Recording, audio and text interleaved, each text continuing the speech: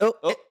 Run, Liza, run! We're Run, Liza, live. run, Liza. You should show the camera your Woodstock outfit. You look very nice today. Mom's only giving us an hour, so we gotta make it snappy. Mom, Caden's saying something dirty on the podcast. You'll have to edit it out. Do I sound better? Yeah, I thought you sounded fine last time, but I guess not. I say, so here are the things that I've noticed. I say like too much. Mm-hmm. I hate when people use the word literally, and I say literally all the time So when I'm funny. talking. Yeah, I do too. I say it way too Yeah. much, and I've been called out on it a couple And times. I laugh at myself a lot. Yeah, that's which okay. I think is I think try not to laugh. You're funny. Yeah, but usually you don't laugh at yourself. That's okay. Like I'll say something and be like, Start laughing before I even get a chance to laugh. I like say something and be like, oh, so fun. Myself is so funny right now. Yeah, I'm so funny. I'm bad about saying and I say literally quite a bit. I didn't notice when I listened to the last one we did. You sounded very like podcast guy. That's good. I sounded like. Mm-hmm. like 5,000 likes, and I was like, Jesus, Ryan. Well, hopefully we just get better the more we do this. You have to go take that fryer roaster club thing that they offer where you learn how to speak. Yeah. I was like, geez, have I always been this bad? Yeah. Did you take public speaking in college? Yeah. Kinda. Yeah, I was there. Uh-huh. I showed up for presentations. Yeah. It was I took it, and there's a lot of people in there, and it was one of the core basic classes, so it was a bigger class. And I remember getting up there, and my presentation was how to play racquetball, and I had the goggles on, and I was telling everyone, just imagine that these four walls. So you hit the ball here, and they're all just looking at me like, what the fuck is yeah. And then I did a presentation on the mafia. Oh wow. Yeah, I was a total 14-year-old giving presentations. So in our class, we had to pick one topic, and all of our speeches were based on that one single topic throughout the whole thing. Yeah. So we had to give an acceptance speech. We had to give a PowerPoint presentation. We had to get all these different types of speeches and presentations or whatever, but it was all based on one topic. What was the topic? Mine, everyone's topic was different. So my topic was, God, it was using robotics in the military. How did it benefit the military? That's terrible. Well, it wasn't that bad. It was honestly, there's quite a bit about it, using robots and stuff. Okay. So it was, and my acceptance speech was, we created this new high-tech robot, so people didn't have to go into battle anymore and all this. So it was okay. Yeah.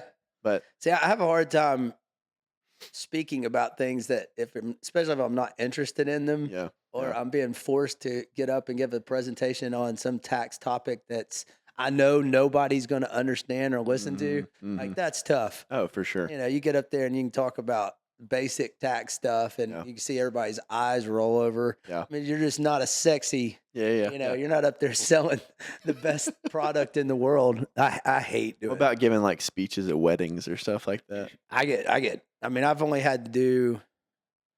I think I've only done one. I should have done 4. I got shit for not doing 2 or 3. It's I didn't speak at my sister's wedding. That's a totally podcast on its own. Yeah.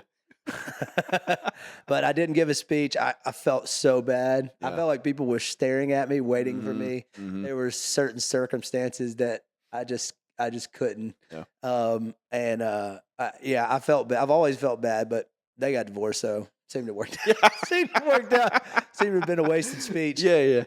But I gave one at one of my best friends, and I remember being so nervous. Yeah. And it was in front of. I think the reception was at the Walden Club. Oh, wow. That's very up close and personal. Yeah, and it's very traditional and old school, and it was. I don't know. I try to make people laugh. I don't want to tell a serious story. Yeah. I'm like, we are great at friends, and I'm gonna lose my friend to you.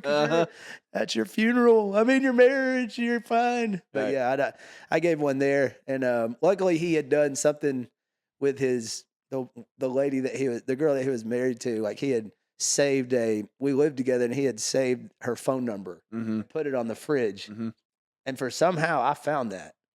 And so I was able to tell that story. Oh, So it was okay. at least an entertain. Like it wasn't like I got up there and had to make some sort of, because most best men speeches are pretty brutal Oh, because yeah. they've been drinking all day, Oh, yeah. and then they bring up a story that shouldn't be brought up. Yeah. You Yeah. know, I have had to you? give the first one that I've ever had to give earlier this year in April. Oh yeah, And so I tried to do a little mix of like funny with right. Yeah, serious too. yeah, And it actually, I thought it went pretty well. Other people thought it went yeah, but no, it's so funny you say about like getting drunk and hammered and stuff. Like I noticed myself prior to it getting a little too yeah. like Out tipsy of and stuff. And I control. was like, Yeah, I got to pull back. I'm not yeah, going to be able to make it through this speech. But luckily, I went first. And I noticed too in my public speaking class in college, if I went first or second, I yeah, was fine. But if I had to sit there and wait on people, like just wait and wait and wait, I was yeah, going to get more and more nervous about it. So I was so lucky to go first because I think if I had to wait for all the other people to yeah, go, it'd have been a train wreck. But dude, and I memorized it. I yeah. didn't use note Oh cards or really? anything. I Yeah. memorized the whole thing, and so I think I said that speech probably. I'm not kidding, 50 times. Did it ruin the wedding for you? Oh, the first part, yeah, because that's all Yeah, I was thinking I about. know. I Yeah, couldn't I couldn't the same enjoy with any me. of it. Yeah, Yeah, I couldn't enjoy up until, I mean, the whole thing. The whole time, all I was thinking about was I want to get that over with so yep, bad. yep. And so you didn't get to enjoy any of it like I did. So I've been married twice.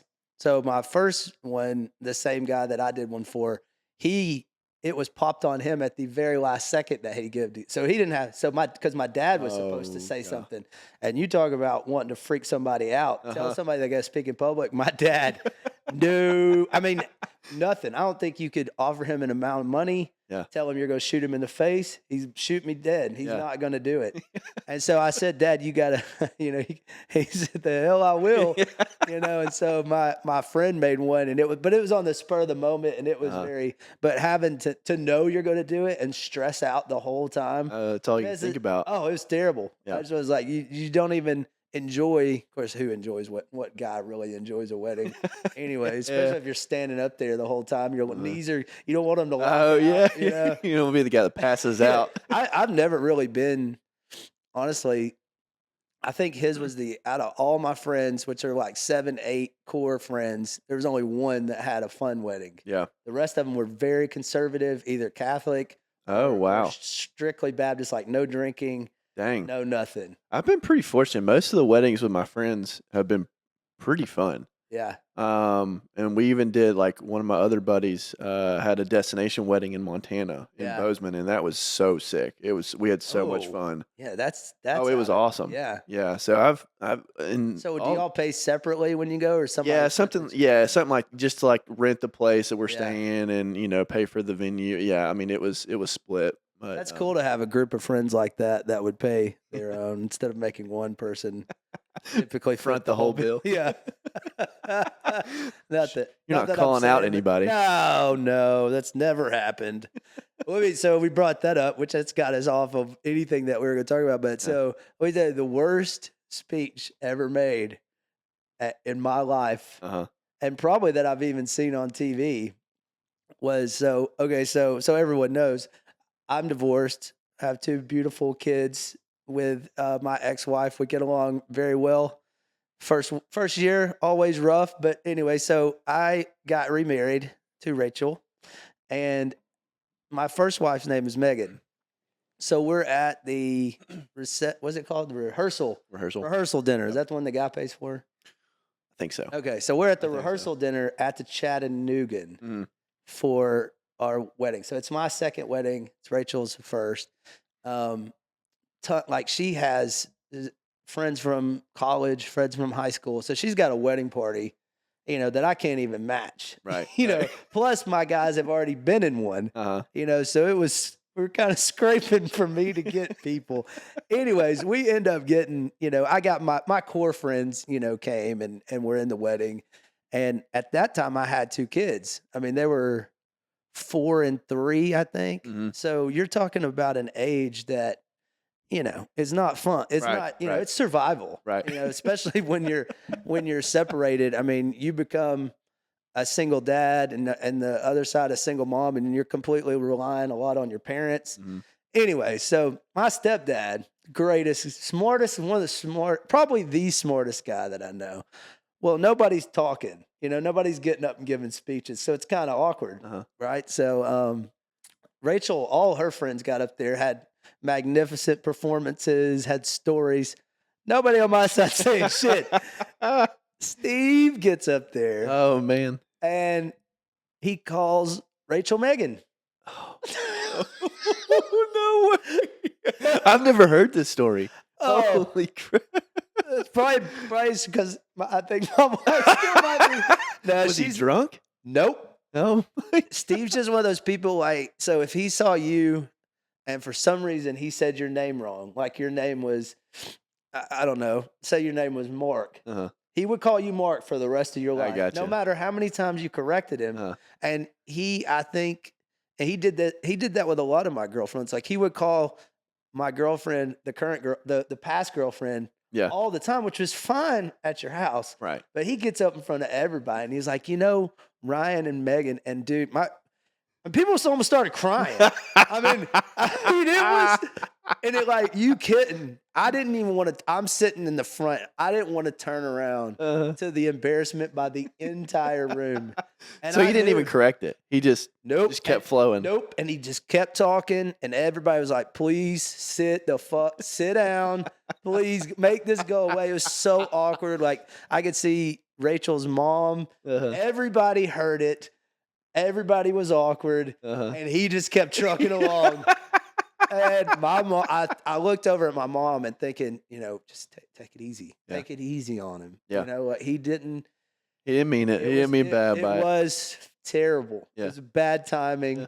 And, it was one of those things that nobody even talked about. So you have to bring it up to get the awkwardness out. You know, so I was out in the hallway like, oh, my God. And Rachel she was, in all honesty, she was pretty upset about it. But I was like, first of all, it's Steve. It's like, dude, he's like, it's harmless. It'd been different if one of my friends got up there and was like, I like the other one better. Right. Yeah. Could have been way worse. Yeah. But that was, honestly, I have to bring it up to make a joke about it because I still think it's kind of a touchy. For sure. My mom was pissed. Yeah. She was really mad. And everybody was like, please take it easy on him. Yep. Everybody was coming up to her being like, don't kill him. Like, please don't kill him. He was the only one that was going to get up there and say anything. Yeah, seriously. And then he just took one for the team. So did anyone else speak at the wedding on your side, or was he the only one? I think at my rehearsal dinner, I don't remember anybody. Maybe my buddy got up there because I'm trying to think if he was my best man or not. Or if my dad was again. I don't remember. I think my kids were involved in this one. So in all honesty, like Rachel wanted her. I mean, it's her first wedding. Like she wanted the big, and so with two kids though, man, somebody had to watch them and they were wild. I mean, they were wild. They're running around everywhere. They're supposed to hold signs that say, here comes the bride. By the time the wedding started, my youngest one had gotten Skittles from head to toe on his nice monogrammed. I'm laughing my ass off. I think it's funny. And everybody's, oh my God. And then he just falls asleep. Yeah. And so his duties were over for the day. You know? But yeah, it was a. Where'd y'all have it at? Church on Main. Oh, okay. Yeah. Yeah, we had the rehearsal there. I mean, we've been married 10 years, almost 11 years. That's a nice place. Church on Main? Yeah. That's cool. Yeah. Yeah, and then we had our wedding had a big, of course, Rachel's family's from Kentucky and Indiana. So when we all get together, not everybody sees each other all the time. So it's a pretty big, you throw down it's pretty cool. Yeah. But yes, that was my horror story from, and it's actually, to me, it was kind of funny because I know he didn't mean anything by it, but it was just in front of all those people. You call the person the ex. That's kind of that's awesome. You're not gonna live that one down. No, that's awesome. I haven't heard that story before. No, that's the first time I've heard of the 4 million stories that I've told you. Yeah, if you've told me that, I don't remember it. You like my all black here? I do like it. Johnny Cash. Yeah, I do like it. It got hot. It gets hot up here, man. Yeah. It gets hot up here. Are those new? They look new. The joggers and the shirt. No, they're all old. Oh, it's all old. I got my Travis Scotts, though. Check those out. Yeah. got those. The old went back I feel and like bought you the haven't old bought ones. any. I feel like you haven't. Oh, are those new? Or are Yeah, those? well, they're the first ones I think that came out, but they ended up being the more limited ones, so Mhm. they're definitely the most expensive ones. Yeah. But yeah, they're hard to match because they're like army. Yeah, yeah. You don't I wear like those with them. shorts. Uh-huh. Yeah, I like them. No, I've got I feel out of like shoe you've phase. pulled back. Yeah, you've pulled back on the shoe phase. Yeah, the dunks were too big, Yeah. and so I like these style The low like tops. yeah they kind of like skateboardy Yeah. shoes. Yeah. But yeah, I got into the dunks too much, and it was getting too out of control. Mhm. And they're just so freaking expensive. Yeah. Well, you I made a mean, business out of it though. yeah, that's true. Yeah. That's true. What's the Which name that's a of it good. again?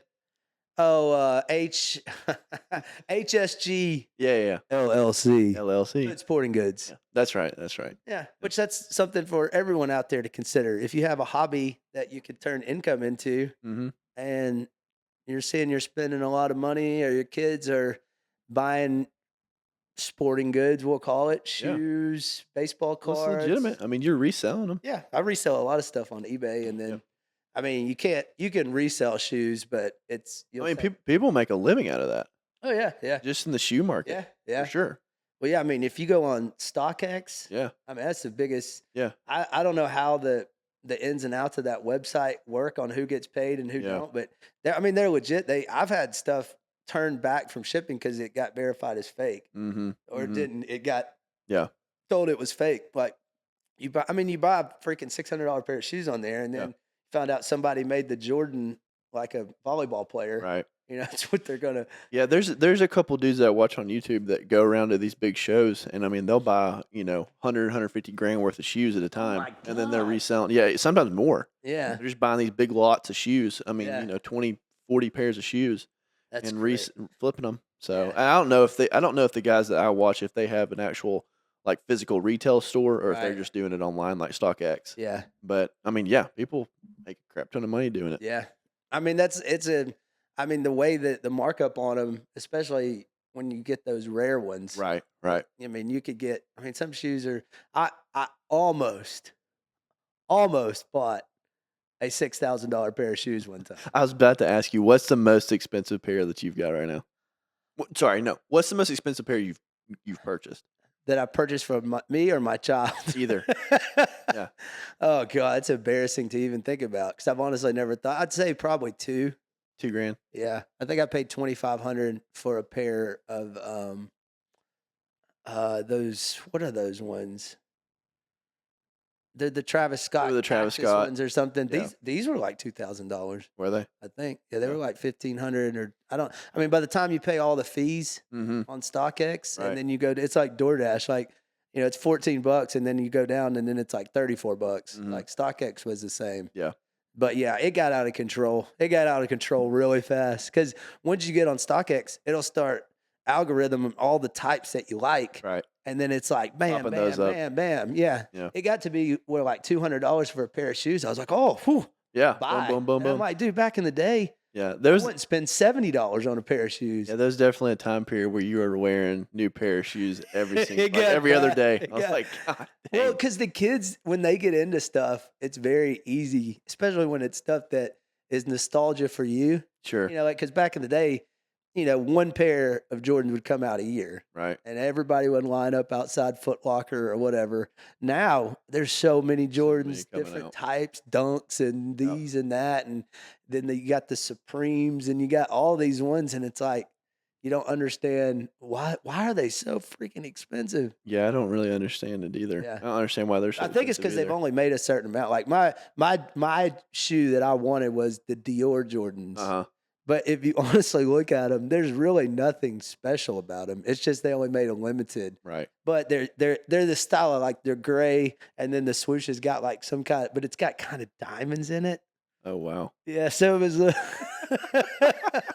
I mean, I think they're novelties. It's the same thing as like Yeah. the golden gooses, the Oh, girls' yeah. shoes. It's Those the are same ugly thing. shoes. Yeah, they're dirty. They're just old, dirty looking shoes. The biggest pet peeve on me for a woman is to have dirty shoes on.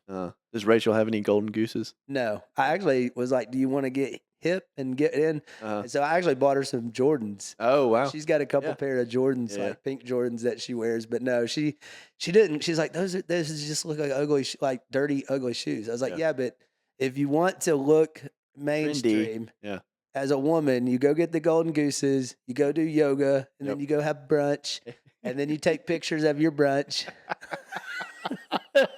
And then you got one of those golden doodle dogs and you drive a Range Rover. Yeah. And then you're an Instagram influencer. Yeah, then you're an influencer. Yeah. That it's always like, it's funny that the 4 or 5 things that go together for one specific individual that you can just tell, like, I bet she drives a Range Rover. I bet she's got one of them golden doodle dogs. She's got some golden gooses, and she's going to have brunch. And she's going to talk about how rough her life is. Yeah. She wears Gymshark clothing. Gymshark. Dude. Yeah, what happened to just like Nike? It's a thing of the past. Is it bad to wear like Adidas now? Like, are there brands that kids are just like, ugh, like Reebok? If you had some Reebok shorts on, they'd be like, what the The shoes that I wear to the gym are Reebok. Oh, yeah? Reebok's big in CrossFit. I know you love that. Oh, God. Yeah. You burn those things. It's a big CrossFit brand now. Yeah.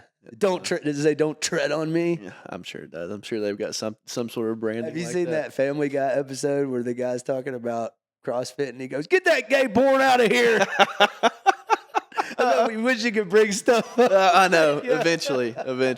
Oh, yeah. New cameras coming soon at some point, hopefully. Yeah.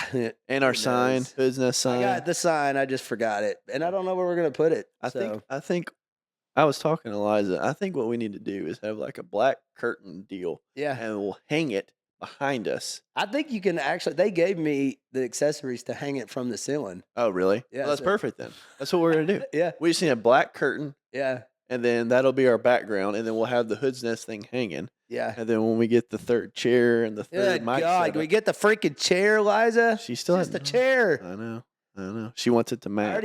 I got some scheduled guests. Yeah. I hadn't even keeping time. What time did we start, you know? No, I think we've been going about 20, 30 minutes so. Okay, let me make sure we don't, because I've gotten the feedback that I've gotten has been too long. I watched like 20, 30 minutes of it. So I skipped through the vehicle tax part of it.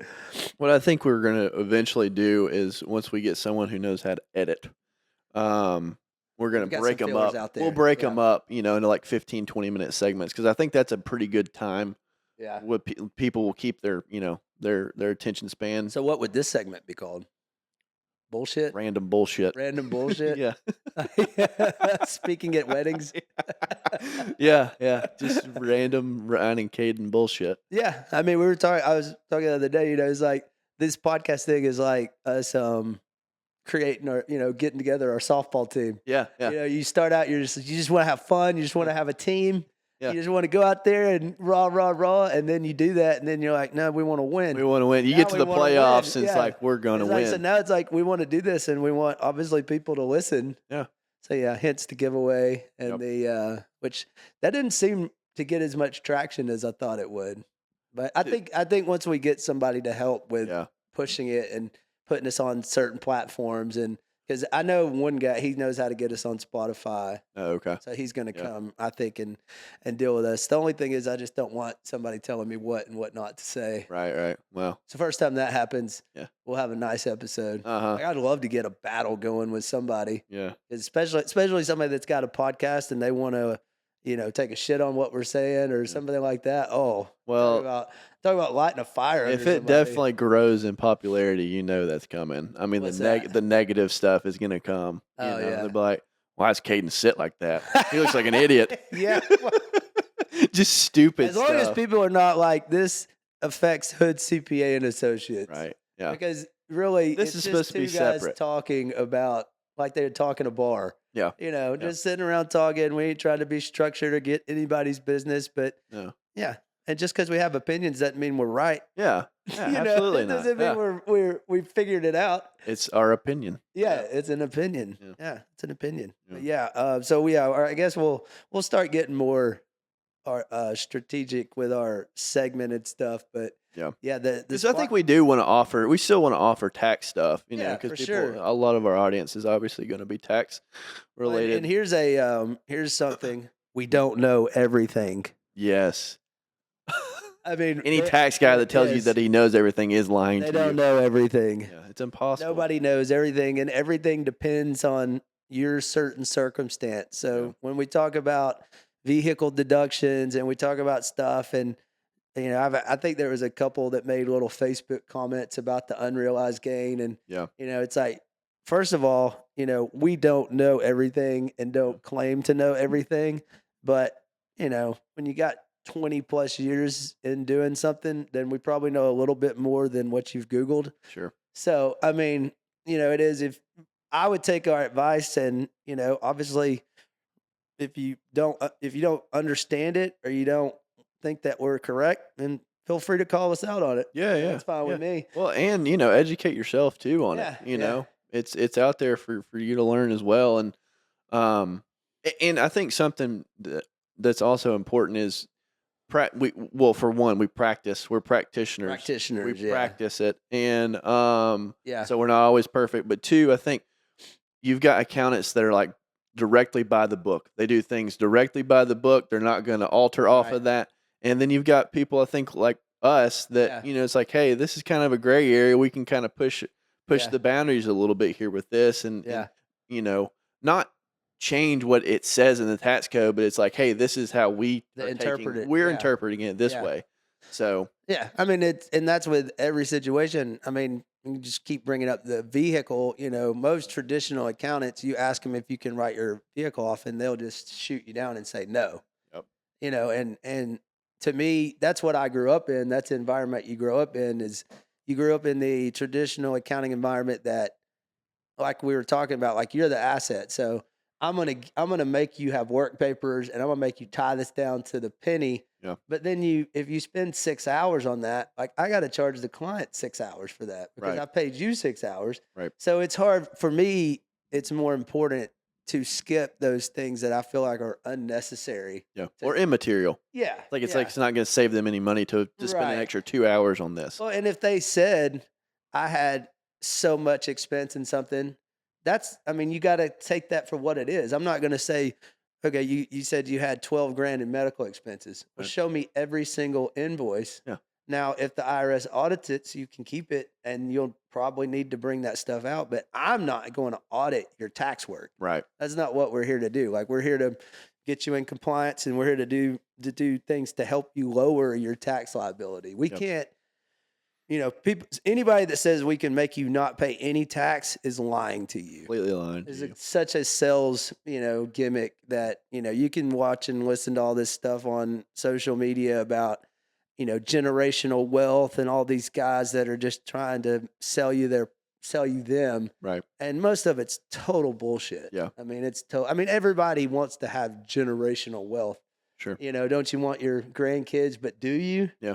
Do you want your grandkids being that spoiled? Yeah. They've never had to work. It's like what Steve Harvey said one time in an interview. He said, my kids, they ain't getting nothing. He said, I did all this. He said, y'all ain't getting a thing. Well, I watched that Vince McMahon documentary. Have you watched that? No, I haven't seen that. Oh, it's great.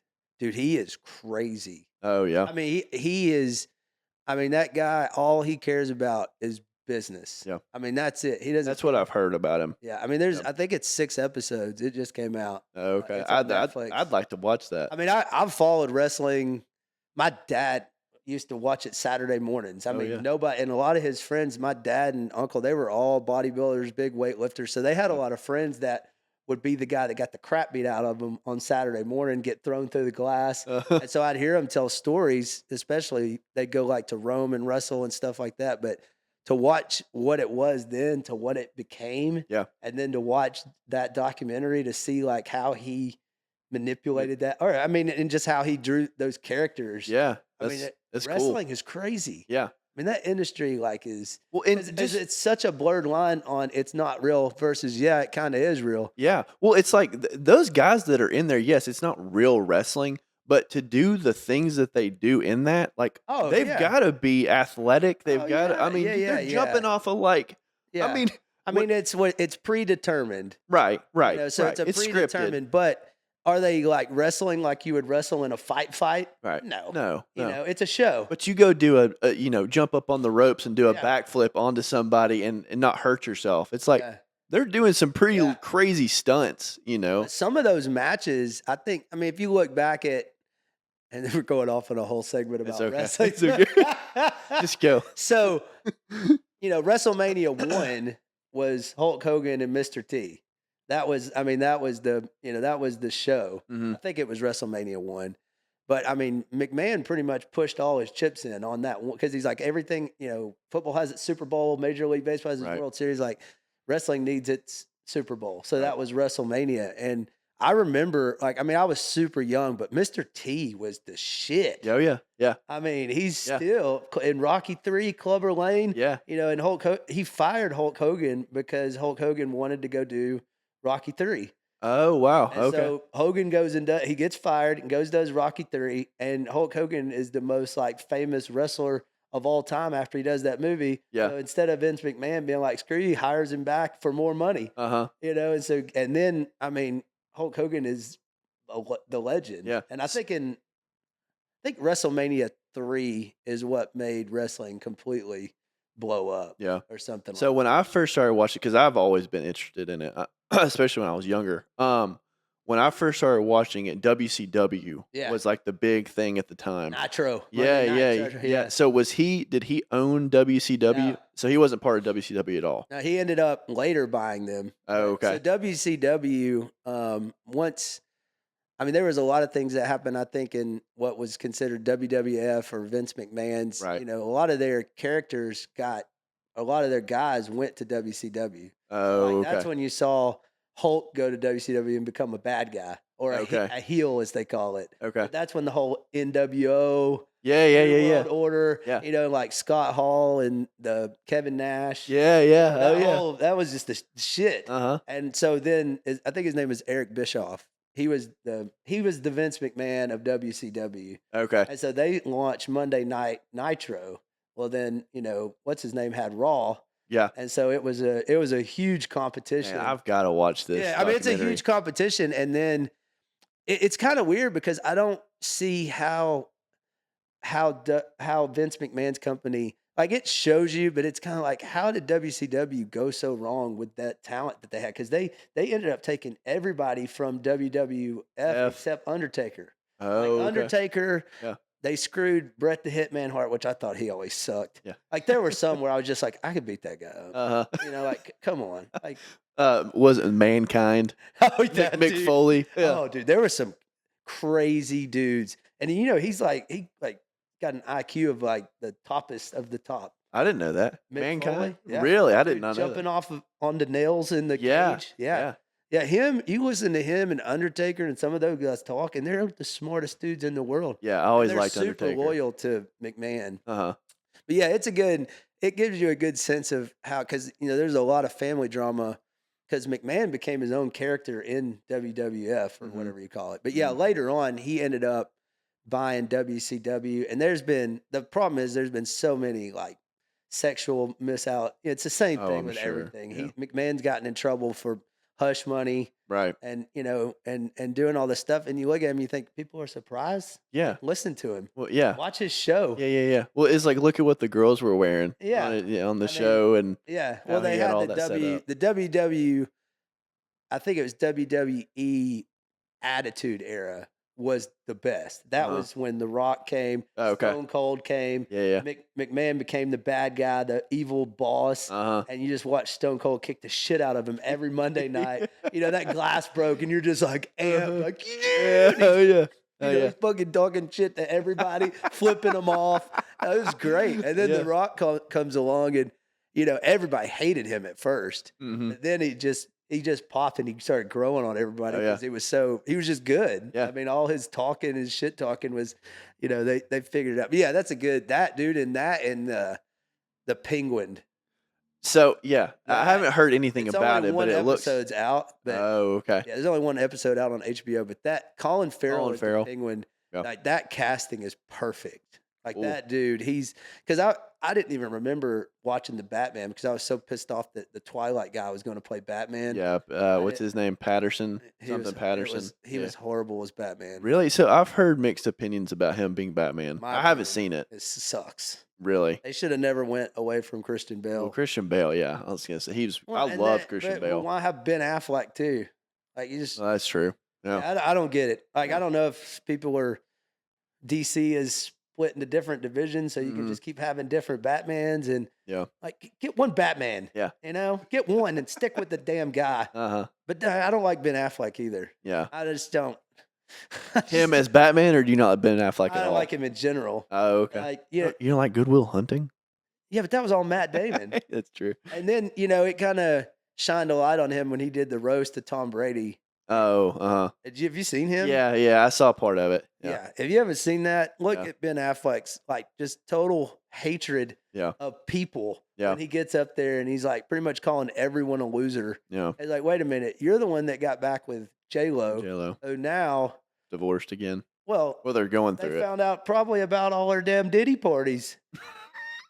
I mean, that's what they're talking about. Like, Yeah. how much does she know? Because she was the one that was in the club with him. Yeah, He yeah. started shooting all the guns, and then that's when he got in trouble. Oh. So that's why okay. they keep saying when Kanye keeps saying he's a Fed. Uh-huh. Like they're talking about like when he had gotten all that trouble in that club, Jennifer Lopez was with him, and he ended up working out a deal with the feds where he pretty much he's got information on everybody. Yeah. So that's why when people think Kanye's crazy and they're like, he's a Fed. It's like Uh-huh. he's been saying that P. Diddy's been working with the feds for years. Yeah. Have you seen the Shannon Sharp Cat Williams interview? Yes. So he brings to light a bunch of stuff like which Yeah. that interview is hilarious because Oh, Cat it's- Williams is hilarious. Yeah. But he's like, I told y'all. Yeah, he's I all will told be you. exposed in 2024. Yeah. Oh, yeah. Because isn't there something with him like potentially being the shooter of Tupac? Like Who? the guy P. Diddy. Oh yeah, they've been saying he had him killed for years. Uh-huh. I think that's always been a conspiracy theory that he was behind a lot of that. Yeah. And that he had that rapper after called Shine and Shine took it. Everybody has taken a fall for this guy Mm-hmm. at some point. He's like John Calipari's staff. Oh, okay. There's always a fall guy. Yeah. In case one of the recruits like, wait a minute, you didn't give me my money. They pointed the dude down at Uh-huh. the end of the bench. He's like, no, it was him. Uh-huh. He said that. Yeah. So but yeah, I think that situation is it will get swept under a rug. You think the whole thing will? I think it will. Really? I think there's just too many names on there. I think it'll die into the distance. I think maybe. I mean, if they come out with something that like Justin Bieber got sexually molested, Uh-huh. then it's going to go out of control. Yeah. But I think somebody behind the curtain is going to pay people. Well, there's videos of him and specifically Justin Bieber when he was super young yeah together. Yeah. So But the thing Yeah, is, like, I mean- AI has taken such control. Whatever you read on the internet now, Yeah. you don't know if it's true. Because I was just looking at, I was actually trying to see how many views we got on YouTube, and Mhm. first thing that comes up on YouTube is a video of and it was a video of Kevin Hart and P. Diddy kissing, but it was it fake. was fake. It Yeah. was fake. Yeah, And yeah. I was like, oh my god! I know, I was like, I gonna know. watch it, and then I was like, oh, this is AI. Yeah. It's so annoying. Is that the way Stupid. everything's gonna be now? Probably. Yeah. They'll probably That's make super- AI me and you. You know. That's cool. At least we matter. We made it. Yeah. yeah, No, we're I not don't that think cool. we want to matter. We're not that Yeah, cool. we're not. Yeah, I don't know. They may decide that hey, the Hood's Nest. Mm-hmm. I mean, honestly, is there any other podcast in Chattanooga I that? don't think so. It's like we were saying last time. Is there well, I don't know if we said it on the podcast or not, but is there a category for best of the best or best podcast? I mean, there was a list. I think it was in Cityscope or something where it had 20, and I actually went to my phone and tried to follow all of them Yeah. because I thought that would be great to actually hear local news and Yeah. Chattanooga news instead of just relying on the Times Free Press or, dear God, if you want to watch 5:30 news or 7 o'clock news in this town. I mean, it's the most depressing shit. You News might as well Channel 9. stay and watch Jeopardy. Oh yeah. I mean, it's that's terrible. My household. Or when I was growing up, that's what we watched. News Channel I'm 9, sorry. Wheel of Fortune, Jeopardy. Oh, I'm sorry. Monday through Friday, that is what was on TV. Yeah, that's so depressing because there's nothing on the news that's positive. No, it's all It's negative. all what crime happened or Yeah. who got in trouble, and then every once in a while they'll be like, "We found a Yeah. baby hummingbird over Yeah, off yeah. fixing." Like, Well, do you have any when stories? sports are going on, like when football's going on, The local the local sports, local yeah, sports, that's something, cool, I yeah, guess, to watch. But yeah, other than that, it's all negative. It's all yeah. bad stuff. It's all yeah, and it's always been depressing. If I walk into a household and the news is on, especially local news, I Uh-huh. instantly get depressed. Yeah. I do. I don't even like walking in and CNN and whatever be rolling Yeah. Oh 24/7. yeah. Yeah. Like have a funny movie on all have The Hangover playing on a real Right. 24/7. Right. Like sitting there listening to MSNBC refurbish shit 24/7 is just not good for your brain. No, no, not at all. But yeah, I don't know any Pollutes it. there's a couple and I don't know their names, but I mean there's a couple younger, whatever they call this generation, that's very good. They're very savvy on Instagram and Yeah. they're going to different places in town and which is cool because there's some places I follow this person and I'm like, I didn't even know that was in Chattanooga. That's Yeah. pretty cool. Like Yeah. that place to eat or this place to eat. Like Well, I there's think so we're many getting places to eat now, dude. that's what I'm That's saying. a We're good getting so thing. much bigger Yeah. that, I know Brian Stone in my opinion, is the best podcast in Chattanooga. But Yeah. he caters to what I want to hear. Yeah. Like I want to hear about local stuff. You say he does a bunch of music, like local Oh yeah, music. if you want to know anything about local music, or you want to know anything about festivals and concerts, and Yeah. that, then just listen to Listen his to his stuff. podcast. Yeah, because he's been doing it for 20 something years. Oh, really? Yeah, I mean, I didn't know I'm he's pretty been sure doing that long. he was with a radio station, so he's been in the industry for a long time. Yeah.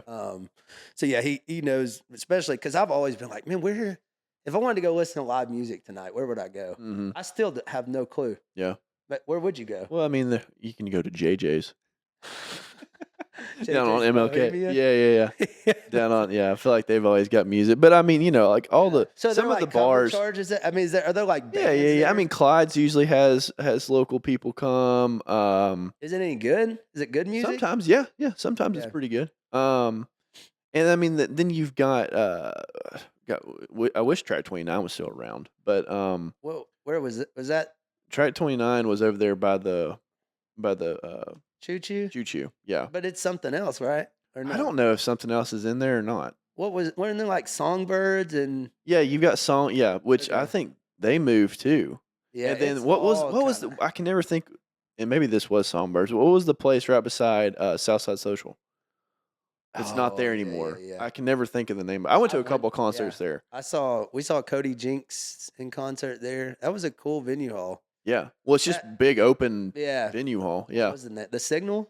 That's what it was. Yeah. They moved though, Did they? I think, I to don't- somewhere else. Yeah, I don't. There's something off about local music, but I mean, we do have. It seems like the festivals, because I'm just not unless I look at the Sunday paper and I read Mhm. like what's going on in Chattanooga. Yeah. Like I have no idea. I mean, I know we have the Brewers Festival and we have the Riverfront Nights. Yeah, and we yeah, have yeah. Nightfall. Nightfall. But Yeah. I've never recognized any band. Yeah. Of course, it'd probably have to be like Red Hot Chili. Yeah.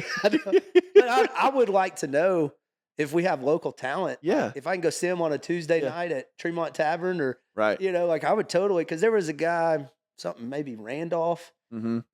I don't know. He played kind of bluesy music and he'd always be outside Stir. He's kind Yeah. of a local known, like people are probably like, if they listen to this, but they're screaming at me. Who his Oh, I'm name sure. is. I'm sure. But I mean, somebody like that's like you kind of get behind and you follow around. And it's like, it's 1885 out in Ooltewah at Cambridge Square. Every random, like it'll be a Wednesday night and they'll have some dude out there strumming. Oh yeah. I'm like, yeah, that's Yeah, cool. yeah. Go listen. Well, to like I some said, music. yeah. I mean, they've got local stuff at Clyde's and all the bars. A lot of the bars around here. There's always probably someone Yeah. playing on the weekends. But then that would mean I'd have to go down. You have to go downtown. Yeah. Yeah. Yeah, I didn't know they had people play at 1885 out in Cambridge Square. Yeah, and they got a stage out there, so there's been bands out there before that are pretty good. Mhm. It's just knowing about them and knowing that they're there and planning for it, and Right. especially if you got kids. Do you want to sit there with them the whole time while they're Right. running around in the parking lot getting hit by old Mustangs. I will cruising say or something. Nightfall and Riverfront Nights, they normally have some Yeah. pretty decent people coming over there to play. What's the crowd like? Depends. Yeah. Riverfront Nights, I've been there a couple of times, and it'd be Yeah. pretty nice sized crowd. And then Nightfall normally has quite a bit of What people over Nightfall there. like? Kind of like a motorcycle thing.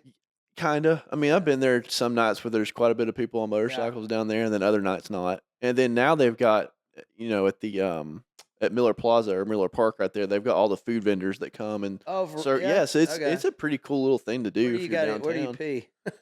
pee? They've got porta potty set up. It's like when we go on vacation, you're like, "Where's the nearest hospital?" When I talk about going downtown Chattanooga, it's where do I pee? Yeah. 'Cause, I mean, because dude, that's what I hate. Like, Yeah. every time we would go to Riverbend, I would spend the majority of my time in a bathroom line Yeah. because you drink one beer or two Oh, I beers know. and you got to piss like 4 times. Yeah. That's the way my bladder is, anyways. But yeah, I remember missing like the entire concert one time because, and then they started doing the coolest thing ever is they got VIP bathrooms that were Oh, yeah. air conditioned Oh, yeah. trailers. Once you go to the VIP in Oh, Riverbend, yeah. you never wanted to be I would have paid outside of it. $50. I think Yeah. it was 5 or 10. Yeah. I was like, why would you not? Yeah. Why would you stand in that porta toilet with the drunks? Yeah. 60 deep. Yeah. You know. I was very, very fortunate when we were growing up. We were spoiled. We went to school with the guy who's the executive director Yeah, of yeah, Riverbend. yeah. So we grew up. Oh, Chip. Chip. Yeah, Chip yeah. Baker. Yeah. So we were very, very fortunate to be able to get VIP passes pretty much every year Yeah. for Riverbend. And so once you got back there, Which you're is like, Riverbend gone now? it's gone. Yeah. Completely gone. Well, so they still have Friends of the Festival. The actual nonprofit is still a nonprofit. Yeah. But they run Riverfront Nights. They do the art festival. Yeah. And I think they may help out with some other events in Chattanooga. But Okay. Riverbend itself is gone. Well, I mean, downtown it seems is set up pretty perfect to have a great, Yeah. consistent lineup of artists. Like Yeah. especially with the river Right. and them having stages already set up for river. Oh, yeah. You know, in the past, like it seems sure. like if somebody would get, I mean, it's all money. Yeah. I Yeah. mean, Riverbend folded probably because of money. Like everything is folded. Like, but there's plenty of money in this town. Like if you want to get Yeah, for something sure. done, instead of, I guess the money going to build a new lookout stadium.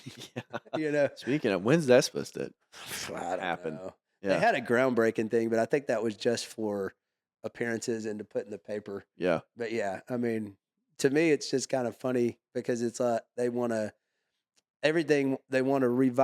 revamp Chattanooga, Tennessee. Yeah. Well, that's the city. Yep. So they're pretty much building stuff on top of the low income housing, Yeah. and they're pushing the low income people to Further out of and the further city, out. Yeah, so their further and further numbers out. look better Yeah. for the city. I wonder what they're going to do with the old Lookout site.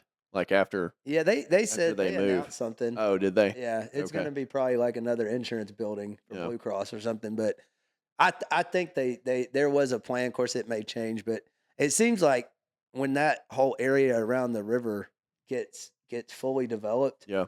it seems like it's going to be a very cool. But you got to have some music, man. You got to have Yeah. some live music. Yeah, for sure. Yeah. Yeah. It can't just be Well, Riverfront Nights this year, I think, went a lot longer than it normally Really? does. Yeah, yeah, because they didn't do Riverbend. So it went, and I think it went most of the summer, the whole How summer. do you not have Riverbend? I don't know. I don't Like I really. told you, I looked it up and thought, and it was the Riverbend in Cincinnati. Yeah. Oh, yeah. Well, that one's I got legit. super pumped. I was like, Nelly's Yeah. coming. Yeah. That one's legit. Yeah. I've thought about going to that one a couple times. But, I mean, and it's- Cincinnati, if you look at their riverfront, which we've been there a million times to see Reds baseball games, like it's not that much different than Chattanooga. Oh, yeah. I mean, Cincinnati obviously is a bigger town, but you Right. talk about the Right. riverfront where they have the The festival. Yeah. It's really not. I mean, you could pull that off Pull that off here. if you wanted to, and I think we have the amount of hotel rooms and things like that. Because Cincinnati, there's a lot of shitty parts of Cincinnati. Hmm. Where it's not people going to concerts. So what I'm surprised, and this may happen in the future, but the people, and it's their name is eluding me right now, but the people that put on Bonnaroo, Yeah. I'm surprised that they have not come in and say, "Hey, we're going to do a festival here in Chattanooga." Yeah, I'm surprised that hasn't happened yet. I mean that festival is pretty much keeps them busy year long. I think for them to plan that, I'm pretty sure they Um, yeah, that's an animal, Yeah, yeah. its own little animal because it's like that. AC Entertainment, I think, is the name of Have the you seen that HBO doc on the old guy that does what are they called? They're the festivals where they dress up like in medieval times. You know what I'm talking about? like Burning Man, the one they do like out in the desert or whatever. Oh no! Well, the festival. They're called something. Oh my god! It's medieval. Yeah, it's a medieval where they're walking around. They're like, "Hi, sire. How are you this And evening?" they're just acting They like they're acting, and they got their own villages, and then there's a king, uh-huh. and there's you try to take people's cats. Have you seen Role Models? Yeah. Where they go, they call it something. So someone puts that on like a it's festival of it. It's huge. This guy makes millions of dollars. Yeah, he puts the festival on. It's God. I'll have to look it up, but it's on HBO. And this old man is crazy, dude. I mean, he is crazy. But he's owned this festival, and then all these people are super loyal to him. And they call him the king. Yeah. Like he's in the medieval times. I mean, it's crazy. Another cult. It's just like the role model thing where what's his name? And he's like, kiss the ring. Yeah. You got to kiss his ring when he comes by. Yeah. Let's see if I can find his. I'll find it what it's about. But you want to jump into what are we talking? You want to dive into the Bohemian The Bohemian Grove. I don't know. we started talking about it last time, and nobody probably got any information because I jumped down a P Diddy hole. But yeah, we went down the P Diddy hole, and then whatever else. It's all kind of related to people who have a lot of money. Yeah. Create organizations and then just kind of get a little weird. Yeah. Well, it started off weird, apparently.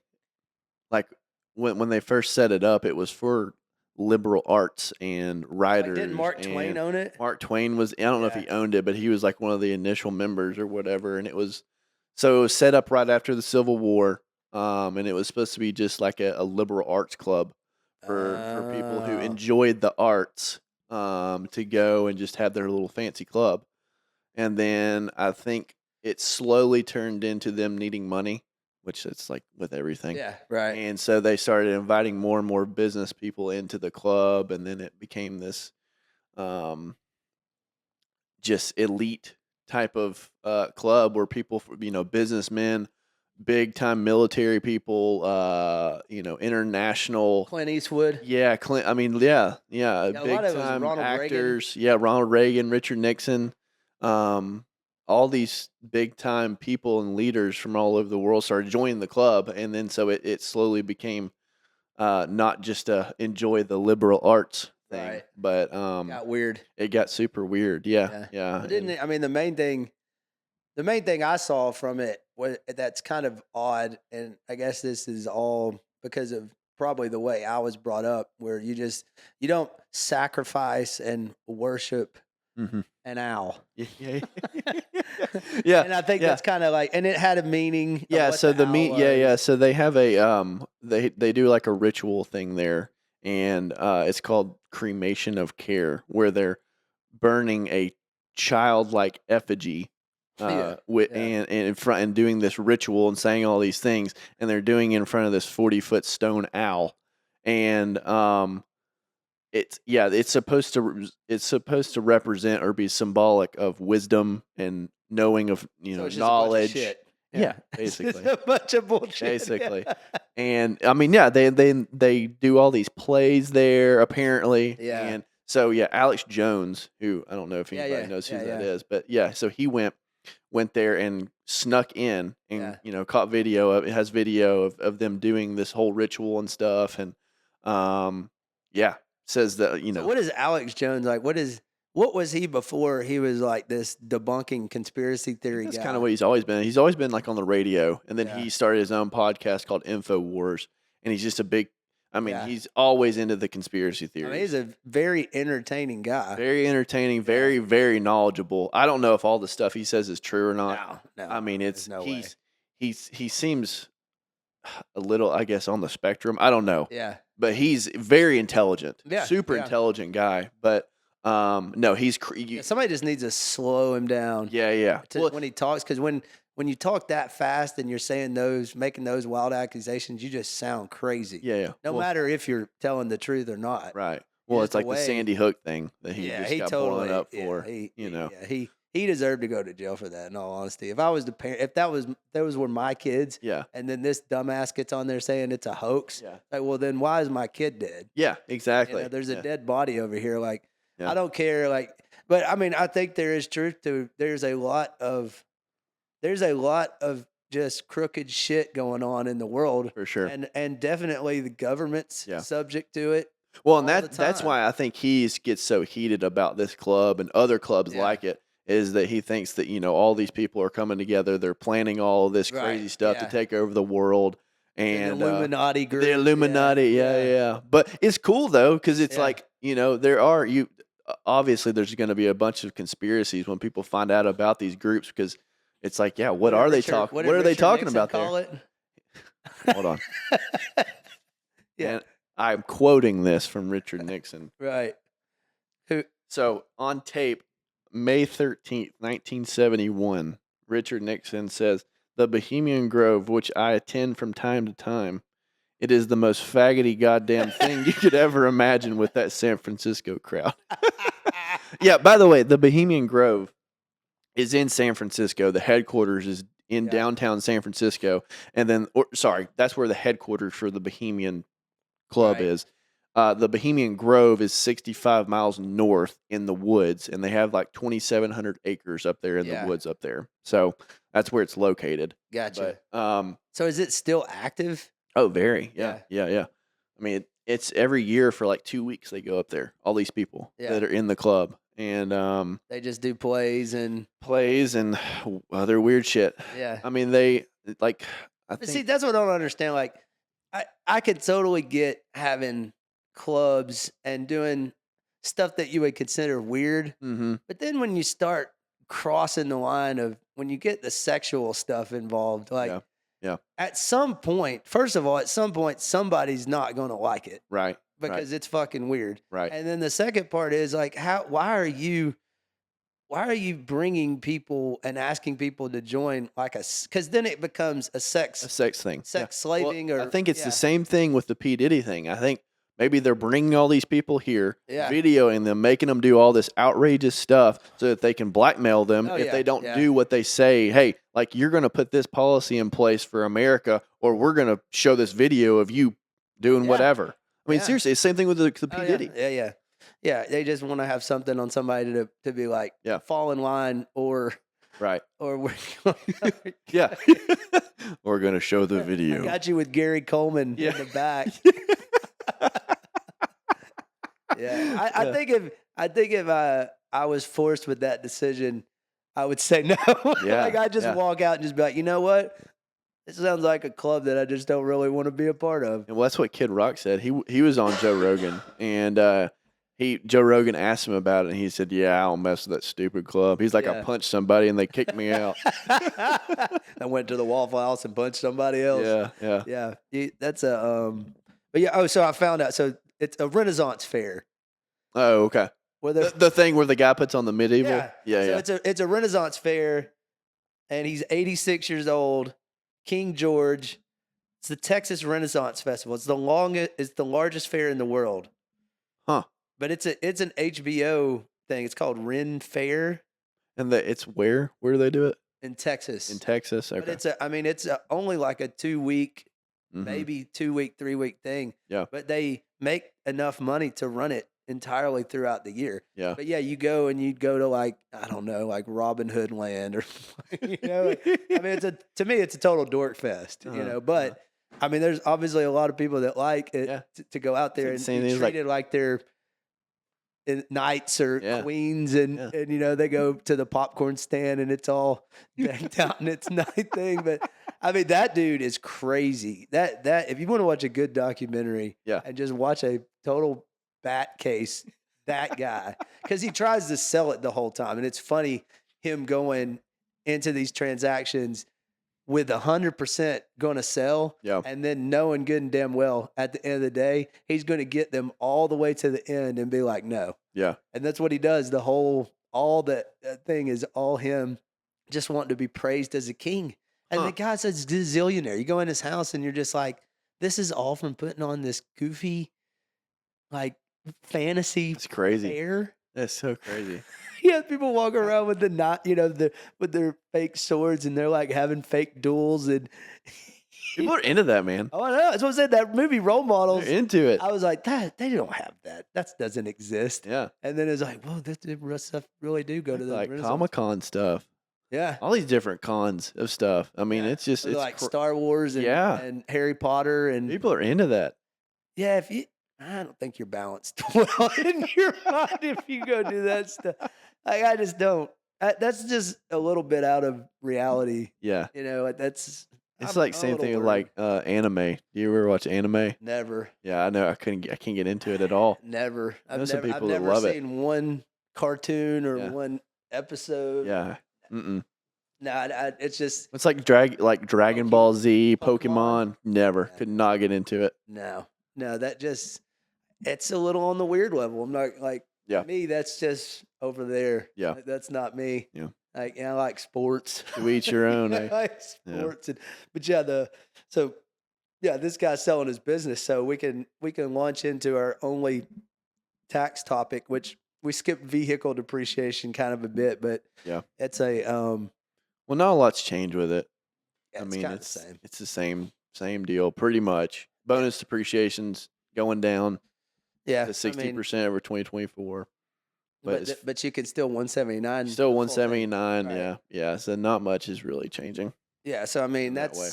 it's just the same. Like it depends on what industry you're in, depends on what business you're in, and a lot of our clients and a lot of people that we talk to and consult with are small businesses. So if you have a W-2 and you don't have a side business, some of this stuff may not apply to you. Mm-hmm.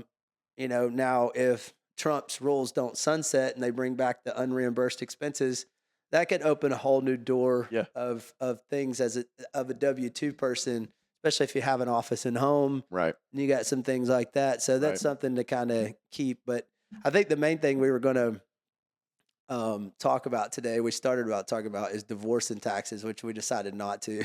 We'll talk about that next time. Yeah. I mean, it just got funny because you run into certain circumstances that you would never think you would run into as an accountant. Yeah. And I think a lot of people out there think your accountant is your attorney, your financial advisor, advisor, for sure. And it's kind of hard to deal with those transactions, especially in emotional circumstances like getting a divorce or selling your business Yep. or doing those things. So I mean, if you're gonna, I mean, in both of those situations, you need an accountant, you need an attorney, Mm-hmm. and maybe a financial advisor, Yep. depending on if you had money in some sort of 401k or some sort of retirement account. Sure. Because all that stuff is going to come into play when you're looking at getting rid of an asset, and Right. getting rid of assets in general. So, but I think this, a lot of people are thinking about selling their business, or they want to know, what is my business worth if I wanted to sell it? Yep. And so there's different ways to value your business, and it kind of ties into getting divorced too. Because if, for example, if me and my wife owned this Hood CPA together, Mm-hmm. and we end up getting a divorce, that can get kind of screwy. Yeah. For It's sure. like, because one may not want to work in the firm, one may want to sell it, Yeah. may want to do this. And so, if you get a construction company and you got a 50-50 partnership, well, then that's equal. Right. So you never want to start a business with the intent that you're going to get divorced. Right. But you do with your partners. Right. And so with your wife, it's kind of the same. Same little It's agreement. like if you yeah. get into, obviously you guys get into a business and you don't get into it with the intent that you're going to get divorced. Right. But unfortunately, you need to figure it out. Yeah, it's always sunshine and rainbows right in the very beginning. You're Yeah. like, we don't need this. This isn't important. Yeah. But then when shit hits the fan, it's like, oh my God. What's the agreement say? 'Cause, I Right. mean, it's the same thing with a divorce. It's like everything was fine and dandy, and then you get divorced, and you have to get a judge to be able to make everything, the magic wand to make everything, and then Yeah. you guys get into it, and it's like, well, I was supposed to get them on Thursday, Friday, and then it's like, well, what's the agreement say? Uh-huh. It doesn't say that, so you gotta go by the agreement. Same thing with a partnership and a business, That's why it's important to get those Yeah, documents. because if you don't get an agreement, and you end up selling your business and you have a couple silent partners and you got a spouse or you got all Mhm. these people, money's money and Yeah. people get weird when money's involved. Right. So, you gotta get some sort of agreement in place, a signed, accepted agreement by every party. Right. And I think the more talking up front you do before you jump in, because most people just know what they're good at. Mhm. They know, like, if somebody started a construction company, they don't know that they need to get into an agreement with this supplier or Right. vendor. Right. They're more focused on, I got to do this many jobs and I got to get these subcontractors. They're doing their job. Right. So I think that's Right. why it's important. Like, don't cheap out your services, don't cheap out your attorney and I mean, there's some that's Sure. kind of whoa. Sure. But A- yeah, I mean, And this is good for any businesses when you're starting out. yeah. I mean, to do this Well, I mean, basic administrative framework. any sort of preparation you can do in life, Yeah. you know. Right. I mean, even to get ready for your next day to go to work, you want to get your clothes picked out and make the morning Right. smooth for Yeah. Yeah. yourself, Yeah. Yeah. Yeah. Yeah. because it's same with owning a business. Like, get everything agreed upon up front. That way, when it does come to an end, Right. you've already done laid down the framework Sure. for, there's no surprises with your partners. Like, you've already agreed. Right. I'm sure there's some hiccups, because I think that's one of the, if we go into detail about selling your business, most of the people that I know are wanting to sell their business, whether they think it's, a lot of people are like, well, I got to do it right now because this is the price that's been offered to me. And I'm afraid in 10 years that price won't be there for me. Mhm. Mhm. And so that's a legit concern, obviously, because you can't control the economy. Sure. You can't control your industry. Some sort of rules and regulations may be put in place that affects your industry. Right. And Right. you've Right. caught wind of it, Yeah. or Yeah. something like Seriously. that. So when you sell your business, there's so much more than how much am I going to pay in taxes? Right. Because that's what I get. Yeah.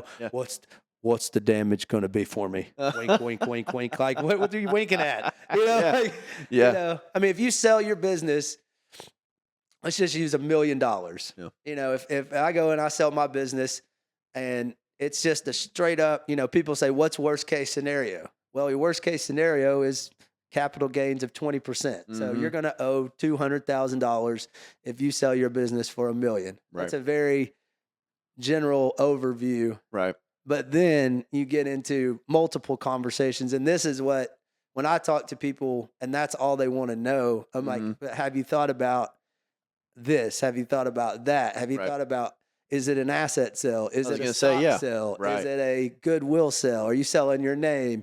Are you, because there's a lot more in the negotiating process, because what happens when people sell their business is the people that are purchasing you are purchasing you. Right. So, like, right now, if Ryan Hood goes away from Hood CPA and Associates, how do you put a number on that? Sure. So you got to cut. Those are negotiating tactics that you got to figure out, because every time somebody asks about selling their business, the first thing I ask is how long are they wanting you to stay on? Mhm. How long do they want you?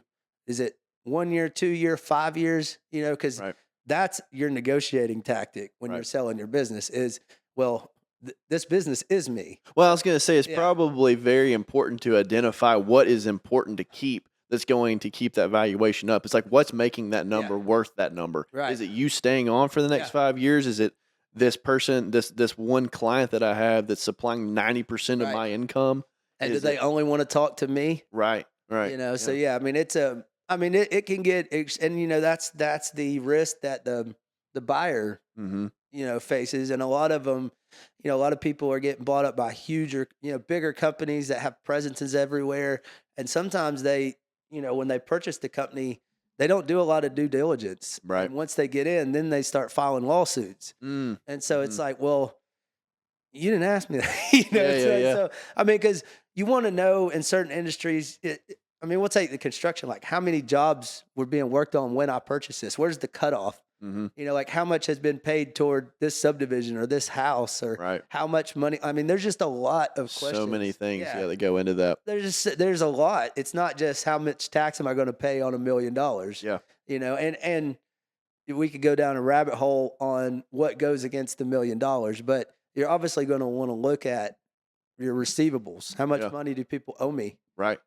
What's my debt?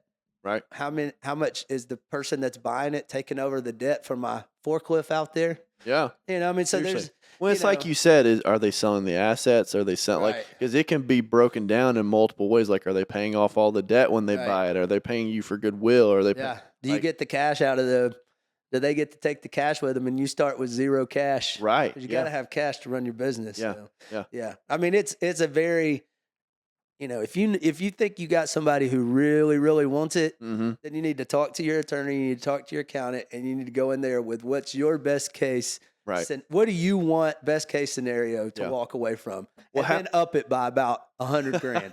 And yeah, I mean, so is that what obviously you've done multiple business valuations? Is that Right. something that you tell them to do in that case? I mean, I know Yeah. each case is different, and telling the clients and trying to figure out what they're worth and Yeah.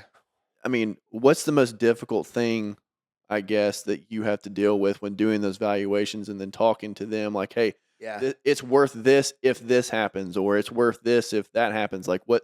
I mean, the valuation that I do is it's a formula that's an average of 3 different methods.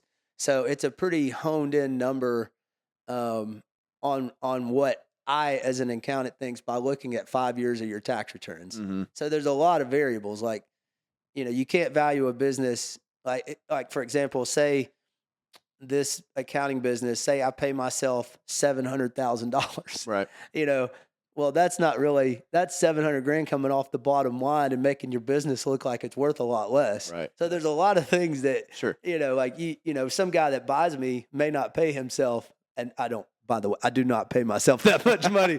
Like that's just hey, maybe the hood's nose could get but I mean that's some of the things when you're doing a valuation. That's where you got what's called add backs, depreciation, non-cash things. But I mean the main thing is when you tell somebody, obviously it's worth a lot less than what they were thinking. thought. Yeah. But most of the people don't come to me because I can't do a valuation and stand behind it in court. Mm-hmm. So if somebody got divorced and they wanted to value the business and they wanted, like, okay, we own a construction company and, he's going to get 50%, she's going to get 50%. Yep. Ryan, tell me what the valuation is. I would say I can give you my opinion, but I cannot certify that. Yeah. I mean, you got to go. I mean, there's guys in town that have what's called like an ABV, Mm-hmm. accredited business valuation. But I mean that's just like, do you want to take on that liability as a CPA to go down to court and say I stand behind all these numbers Right. that this guy gave me and all? Because the thing is, you have to look around and see. Say we're in the restaurant business, then you would look around and see in Chattanooga what your industry, what it's sold for. Sure. And sure. so you take a multiplier, and a lot of people argue about that multiplier. And it's literally a number that comes from a book that somebody has somehow done a calculation and came up with. Uh-huh.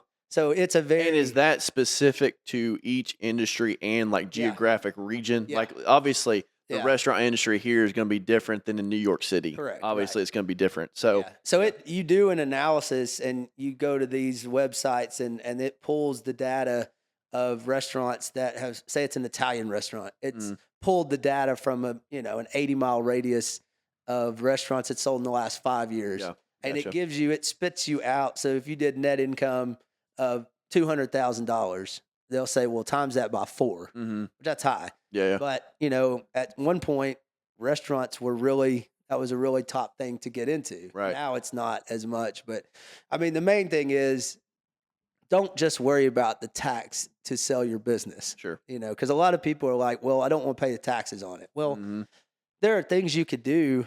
I mean, you could even take that money and put it into another business, or there's some things you could put it into a trust.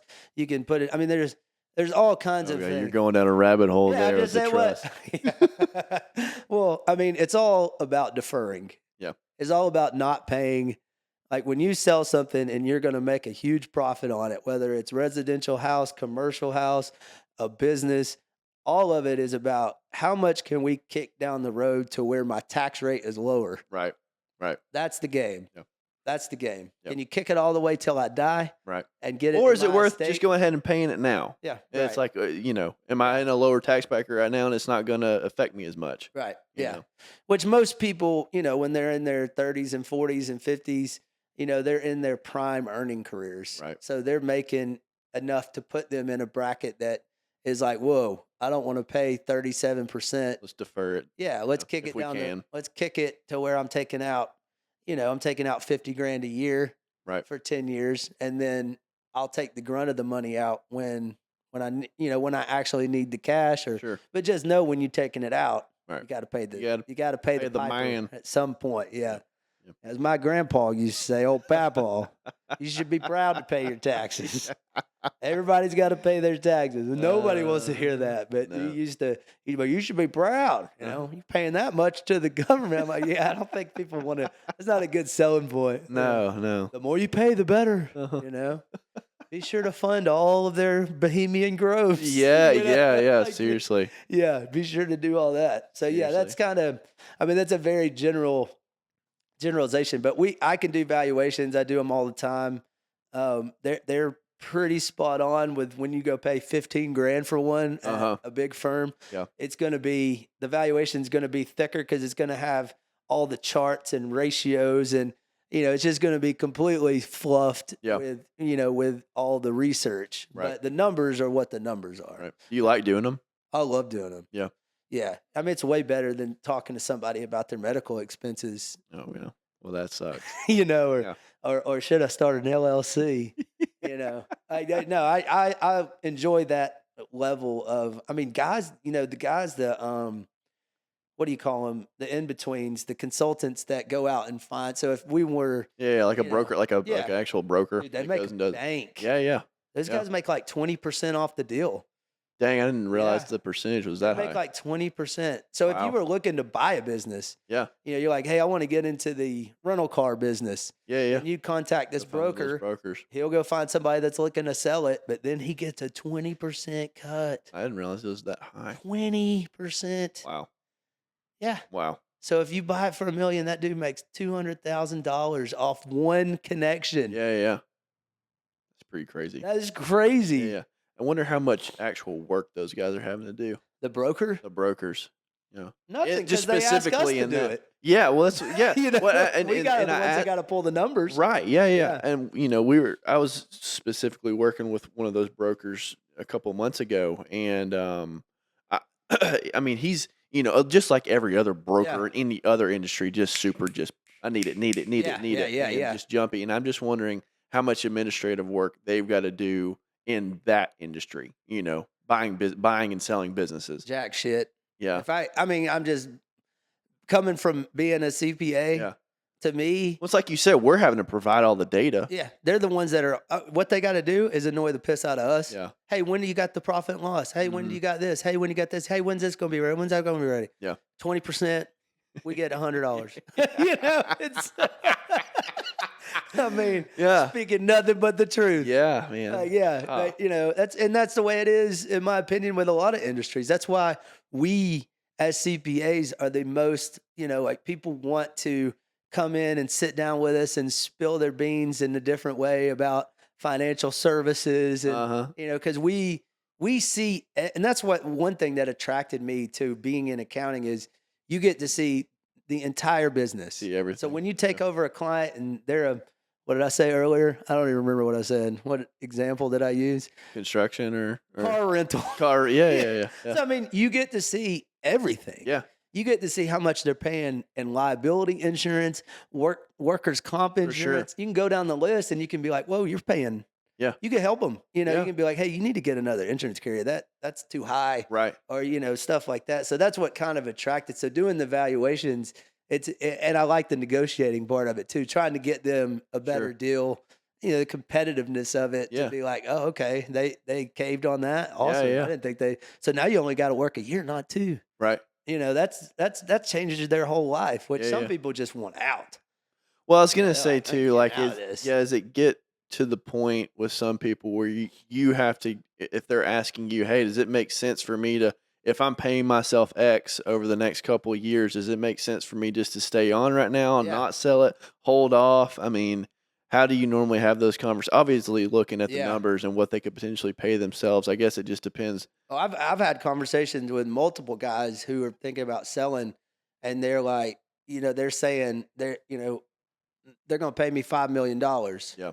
Like, but you make 1.5 a year, so Right. in 3 years, are you good with them taking off with the And that's it. success of the business? Yeah. Because I mean, if you still want to work and you still are making and you're not stressed out, and you're not, Right. I mean, there's obviously a bunch of factors. Like, Sure. if you just had grandkids, they're in Nashville, you want to go spend some more time with them, Right. then it may make sense to go ahead and sell the business. But if you're just chilling, like you're not really working that hard, I mean, there's a lot of factors. I mean, if I were to sell this business, which is probably not ever going to happen within the next 20 years, but I would say I would just want the money and go. And Peace because out. I'll pay the tax on it. Give me whatever the money. I'll pay the 20%. Hopefully that's what the capital gain rate would be. Yeah. And then don't talk to me. Yeah. Ever. See ya. Because once you sell your business, like, the more you keep helping the people that purchase you, then the more they're going to call on you. So you got to just cut it. Yep. And now if it's based on how you perform for the next couple years, right, then that you're going to have a whole different conversation, because they may say I sold it for $1 million, we'll give you 400,000 right now, and then based on performance for the next 2 years, right? So then you're pretty much working or retaining clients that they currently have, and Because when we let go of the payroll department, that's been the huge thing. Is like, are they going to take care of our payroll clients? Right. And is it going to cut into my commission if it's their fault that they lost a client? It wasn't our fault. Yeah. Like, they were happy when they were with us. It y'all was screwed it up. Yeah. Y'all are the ones that didn't enter their start. Because, I mean, we offer a service that's pretty on point. Yeah. And I think when people leave here, they're used to that. Like, when they send an email, boom, response within an hour. Yep. I mean, an hour is actually a long time for us to respond. Like, I've had to be more, hey, I can't do this all the time because I'm setting this precedent that I'm on call 24/7. Sure. So it's, but yeah, I think selling, if you're looking to sell your business, those are conversations I would, I look forward, or not look forward, but they're way better than, hey, can I write off my boat, or can I? Hey, I'm gonna buy this house. Can I just write that whole thing off? Yeah. It's $700. It's my personal house. It's my personal house. Yeah. It is funny what people will try to tell you and just give you that look, and they're like, okay, do they think I'm stupid, or do they think that? Right. Is there like this some sort of understanding I'm supposed to have with them? Yeah, it is funny because most of the time they're looking at you like, I know that you know what I'm saying. I'm not gonna say it. It's like, well, let's look at it all and figure out what the best move is. But selling your business is much more than just how much tax am I going to pay. That's the first question everybody. Is that asks. the first one? Yeah. First question is, hey, well, that's such an elaborate. I got an offer. Yeah. Some people I think these brokers might just send over offers. Yeah. That they'll do their own research on the pop off offers all day. And be like, hey, I'll give you 3.5, and then the dude's like, whoa. Yeah. They've never thought about it before, and then they look and do evaluation, and you're worth 5. Right. And they never really knew it because they've just been in it so long. Right. But yeah, that's there's a whole podcast probably on purchasing and selling. Oh God, yeah. If it's a stock sale, asset sale, goodwill sale, blah blah blah. It's all a negotiation. I mean, whoever buys it is going to want it to be some sort of asset sale, because then they're going to take the assets and fully depreciate them all. Sure. If you're selling it, you're going to want to sell it as stock because it's just flat 20%. Yeah.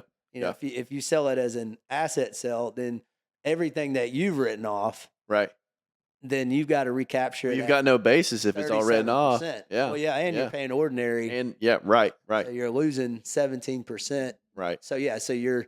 So it's obviously in that sort of circumstance you want to strategize with the sell For sure. It's like, hey, if we do this, you're looking at this in Yeah. tax. Because it's like you said with the depreciation Yeah. recapture, it may not be smart to sell it that way. Yeah. Let's Because sell it say a you different sell way. it for $1 million and you got to recapture everything at your ordinary rate, and it's 37%. And you're 37%. Yeah. So you went from owing 200 to 370. So Right. you've doubled Right. your taxes just by the way you structured For the sure. sale. So yeah, it is. And a lot of people, most people that sell that is a big business, is going to be allocated 40% asset sale, 60% goodwill sell, or Right. vice. There's, people negotiate it because it's like, no, wait a minute, you can't have the entire thing the way you want it to. Right. I mean, there comes a point where it's kind of like, you know what, I'm going to walk away.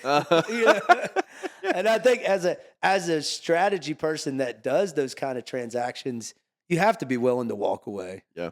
I mean, with this building, I was willing to walk away. Yeah. And I think that's the only way. You have to be like, don't get into something that you didn't at the front were not excited about. Right. You right. need to be excited or understand. Yeah. That you didn't understand the business, or you didn't understand what you were actually investing in, or well, and I think, and a lot of people, and this will lose us business, which is fine.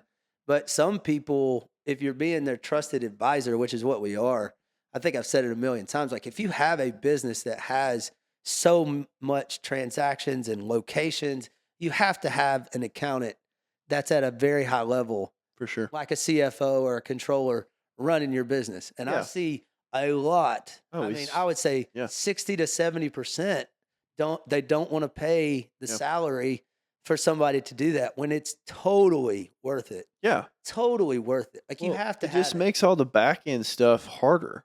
I mean, if you don't have somebody in there when you actually need a controller or like a head accountant in there, or you're trying to outsource that, it's like, how many times have we failed? Yeah. Well, how many times have people tried to outsource all of their bookkeeping and all their payables, their receivables to somebody else? And it's like, you're running a multi-million-dollar business here. Like, that is not a good idea. Yeah. Because we're not inside the business. We don't see what's going on day to day. We don't get all the paperwork. We don't.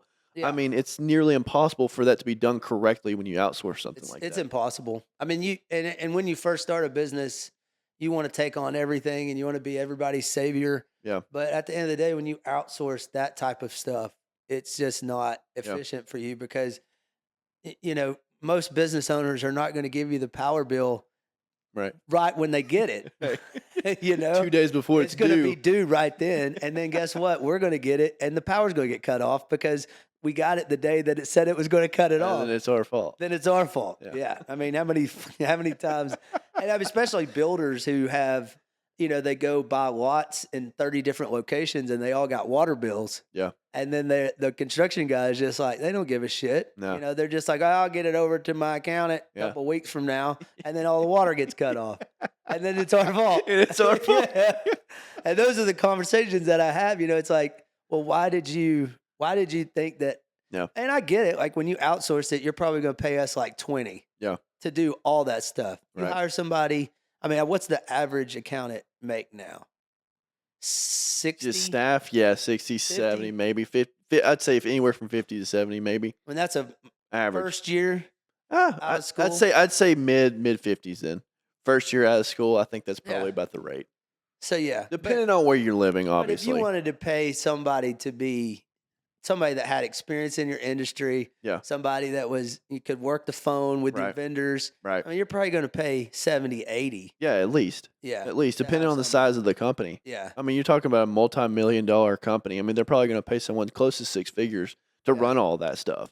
So I guess you need to figure out at what point is it worth it, and maybe and us we can. And I think we obviously help people out with that. Oh yeah, I've told a lot of people, dude, you got to hire somebody. Yeah, this ain't working. Yeah, we can't be writing physical checks every week, and then you hounding us that your country club didn't get paid. Right. It's not our fault. Yeah, that wasn't part of the deal. But I mean, you think. Well, I think something else too that you've said before is something important, and this is in the beginning. I guess when you're taking on the new client, if we're doing bookkeeping or anything that's kind of internal like that, is like making them aware of what we're actually doing. Because I think sometimes clients think we're doing more than what we actually are, or what they thought that we were doing. And it's like, hey, no. We don't do that for Right, you. That's an internal control that's going on in your business, and you need to be aware of that. Yeah. We're just coding your transactions. Right. Yeah. Yeah. There's a lot of who does what and why, because in accounting, it's like, I want you to do everything. Yeah. What does that mean? Yeah. Well, when I first started, I was like, okay, if you want to pay for it, Yeah. we'll do everything. And then I was like, oh shit, what's everything? Yeah. No, we're not in charge of how you're hiring. Yeah. We're not in charge of We're not your paying your HR. bills. Yeah, we're not paying your bills. Yeah. Like, you still have to sign a check. Uh-huh. Like, we're not signing checks for Hey, I need you to fire Billy out there. What? Mama's sitting in the corner, right? I know. So walk in over here. We need a button that goes wah wah wah right when she walks in. Well, she puts the intro music on there. She's got that. You got that in her bag somewhere over there. Yeah, I know. Where are we been going an hour? It's got to. What's your football picks? At least be an hour. What's your football pick? I'm Roll Tide. What are we at? We're at an hour and a half? Nobody's going to listen to this. Is there even a point in us doing the picks? I'm Roll Tide. What did we talk about for an hour and a half? Well, the first part we talked. What did we talk about in the beginning? Bohemian Grove and No, that wasn't even until like an hour in or 40 minutes in, I bet. 30, 40 minutes in before we started talking Jesus. about that. We started talking about speeches at weddings. Yeah. Yeah. Yeah, I told oh my God, I can't believe I told that. What'd you drug me? I can't believe I told that story. The first 30 minutes we blacked out. Yeah, I was telling stories about Steve saying Megan's name at me and Rachel's wedding. Yeah. Look at Liza. Edit. Oh no, yeah. I got the Tide and I got Oklahoma at Auburn. Yeah. Auburn's not sucks. good. Auburn's not good. They're terrible, and it breaks my heart. heart. I think now Oklahoma has probably found their new quarterback with that dude. I do too. I think they're going to probably. And their defense looked pretty good against Defense looked good, and Auburn sucks. Yeah, Auburn's going to get beat. But that's so Alabama. I took Miami tonight. Oh, let me tell you. So listen, I saved this. I almost told you back there, but I thought, you know what, I'm going to save it. So I had a freaking parlay last night. Uh-huh. Dak Prescott throws 2 touchdowns. Check. Yeah, right. CeeDee Lamb catches a pass over 30 yards. Check. Yeah. Dallas Cowboys win. Check. Last one. Jake Ferguson goes for 50 receiving yards. You know how many that asshole got? 49. I could prove it right here on my phone. What was the payout on that? It was $125 to win $1,700. Uh-huh. 1 yard. Did you put that parlay together, or was it a special? It was a special. Yeah. But I thought Jake Ferguson's going to screw me on this one.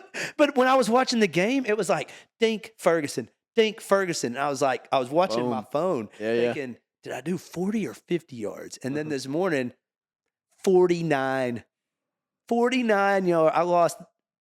That's the shit that just drives you absolutely mad. insane. Yeah, that's ridiculous. But I took Miami tonight at home on a Thursday. Or is it tonight Friday or Thursday? It's Friday. Yeah, 7. Virginia Tech is terrible. Virginia Tech's absolutely terrible. Yeah, they're really bad. They're very bad. Very bad. What's the line? 17.5? There's a lot of points, but Miami's good. Does Miami score a lot, though? I haven't seen it. Yeah. That Cam Ward dude's pretty. Damn, they put up 50 against South Florida. Yeah, they're pretty good. 41. Oh, well, goodness. They haven't scored. They've 41 against Florida. Yeah. 56, 62, 50. Yeah. They'll probably cover that. That's probably a good pick. Thinking. That's a good pick. I went pretty big on them. And, I had the Cowboys last night -5.5. Yeah. They won by 5. fucking 5. That's what it's like. That's bullshit. Like, right. Come on. What about this one? What about Kentucky Ole Miss? Ole Miss is -17.5. I mean, if I'm not taking that, but I'd take, is it 12? That's a noon kickoff. Mm-hmm. Honestly, I wouldn't feel good taking either one of them. It's at Ole Miss. I'm Who you not think's betting on going? that one. I think Ole Miss will beat them. Yeah. But 16.5, Atlanta noon game. You don't like that big of a line. I hate noon games because, like, you never know what a 19 and a 20-year-old did the night before. That's true. And to get ready to go play it. I mean, think you're out on the field probably at 10. Mm-hmm. So you start waking up around 8. Yep. Get breakfast. Yep. You got all them 19, 20-year-old idiots. Yeah. You know, Sweating the alcohol off. sweating, talking shit to each other, and by noon they're just not ready. You don't know who they are at noon. 3:30, 7 o'clock. I feel like it's a fair matchup, but Yeah. especially like when those West Coast teams go east and they start a noon game, which is 9 o'clock their time. Yeah. That's ones you always are like, I'm betting against them. Uh-huh. I'm not taking that. Who else you got? Who did I take? I liked Arkansas at A&M plus 5.5. Okay. I bet on that one. I went big on Dang. I went big on Alabama. I don't think I just for some reason I don't know. I just always take Alabama over Georgia, and it seems to always work. But I don't think that Georgia scared me last week when they almost lost to Kentucky because they did not look good. Yeah, they're And maybe they were looking past. Get rolling. Maybe they were looking past Kentucky because they had this game coming up. Yeah. But I don't know. It depends if Jalen Milroe shows up. Yeah. Milroe wasn't that Milroe. Milho? If Jalen Milroe shows up and plays a good game, they're going to beat him pretty easily. Yeah, and I think that's key is like because you saw how much Alabama's offense struggled against what was it, UCF? Was it UCF? Yeah. I mean, the final score of that game does not show how that game went. Oh no. No. I mean, it was within a couple points for the majority of the game. So yeah, I agree. I completely agree. I think Alabama's going to win that game. Yeah, I really do. Yeah, I've gotten to where I've done pretty good on Saturdays. Somebody made a comment on our LinkedIn about my picks and wanting his money back. Oh yeah. They don't tell you to take non-refundable. The picks. Yeah. I didn't tell you to bet on them. I will say I would take Alabama though. Yeah, I would too. It's at Bama. If you lose, don't blame me. But you I'm can not blame that. me. What's that super smoking chick on ESPN that does all the bets? Erica Dolan. Is that her name? I don't know, but it's just some hot blonde with high heels on telling you to. And she's always picking the quarters. Like, well, I think at the end of the bet here is to take the Eagles in the first quarter. And you're like, how the hell did you come up with that? Yeah. Like, what statistic? What analytics are you looking at? Yeah, well, they have to be researching this stuff, but for sure, I'm not going to bet on the end of the first quarter. Yeah. Are you're a live better, like a quarter better? So I've done it before. Yeah. No, not. I don't do a whole bunch of live betting. I mean, I've got on there and been like, if somebody got jumped on real quick, like 14-0, and then they're getting 20-something, then I'll jump on that 20-something. And sometimes I'll bet on them to win, just in case, But I don't do it a lot. My buddy does a whole lot of like half betting. He'll bet first half, second half. I used to do that with basketball, and I got my ass handed to me. Yeah, I always get my ass handed to me in basketball. In college basketball, I'm convinced that the point shaving is the most 80%. Rigged. Yeah. I swear. In basketball. Yeah. The way in basketball and the way that it comes down and is so, I mean, it's close in everything. It's a science. They've figured it out. But basketball, there's so much that a player could do to be bought off. That would not go detected. Yeah, for sure. I mean, all you got to, I mean, you know how to shoot a brick, I mean, you know how to bounce it off your leg if you're dribbling or let it hang a little bit in front of you so the defender gets it. Yeah. There's a lot of ways that you could point shave a basketball game. For sure. I think probably 90% has not came out. But you think somebody hasn't ever gone to like Kevin Garnett and been like, absolutely. Hey man, just shave like 4 points tonight. We'll split a good $700,000. Exactly. Yeah. You know they do that. Absolutely. There ain't that many people out there that's like the integrity of the game. Yeah. Like, no, it's about money. Especially when it's an NBA season of 7,000 games and nobody's paying attention. Yeah. The refs were betting on it. Yeah. Even the refs were betting on it all. This first month game on a Tuesday night, it ain't gonna matter. Yeah. Absolutely. That happens all the time. It's got to. Yeah. Well, let's wrap it up so old Janis Joplin can get back to Dolly World. So I just burped in the microphone. Dude, I'm starving. I am too. Did you get lunch? So I talked to a guy down at UTC about having a guy on for the NIL stuff. Oh, cool. And I've talked to Rob down at Scenic City. Yeah. I've talked to a couple people about they want to come on the podcast. Yeah. They want to Liza, whatever. They want to see what we're doing, I told him that, don't worry about the credibility. Yeah. Of the, Yeah. I was like, because I think I was talking about trying to get some city county people, but I don't think I don't think they would be bold enough on a show. Might. Yeah, It but might. I think we have to get a little more credibility. Yeah. A little more, what do you call it? Views. Yeah. And stuff like that to where it's worth their time. Sure. Since they're so popular. Yeah. And so, I don't think we're getting Mayor Tim Kelly in here or anything. Anytime soon. It's okay. Which I don't think we'd want to. All those people, they're not going to answer the questions truthfully. None of them do. Well, no. None of the politicians answer anything truthfully. No, absolutely. They're just full of shit. They're just pumping hot air up your ass and then hoping that it somehow got fixed and they can take credit for it. No, I don't want none of that. I don't need to hear those. I guess anybody told the truth? Probably not. Probably not. And ever? No, probably not. Do you trust anyone in politics? Not really. To tell you the truth. Yeah. Not just trust them, but like, do you think one way or the other one would screw it over? 100%. Yeah. They're going to do whatever gets them elected and whatever benefits their party. Yeah. It's just stupid. Yeah. Stupidest shit I've ever seen. Yeah. So guests coming on. Hopefully what are we talking soon. about next time? Demon possession? Whoa. Going down another rabbit hole right there. Well, Maybe we can bring Liza on for that one. She believes